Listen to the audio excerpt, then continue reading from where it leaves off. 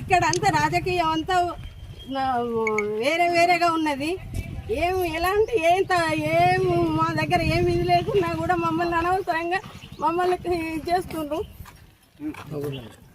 ప్రజలకు ఒకటే చెప్తున్నా అన్న, అమ్మ ఒక్కటి 5,000 ఒక క్యాండిడేట్ దగ్గర మినిమం మెయింటైన్ చేసుకుంటూ తప్ప దౌర్జన్యంగా అరెస్ట్ చేసుకొని తీసుకొని పోయారు. ఇక్కడ క్యాంపెయిన్ చేసే ముందు ఇక్కడ క్యాండిడేట్ ఉండద్దా?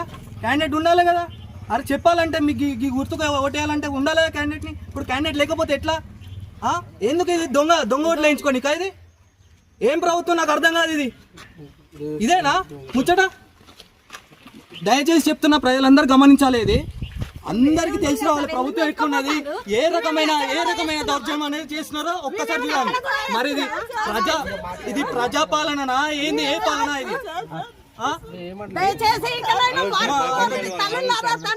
అందరు గమనించాలి. అరెస్ట్ చేసుకొని తీసుకోవడం అయితే తప్పు. ఇంత అన్యాయమా? ఇంత ఇదా?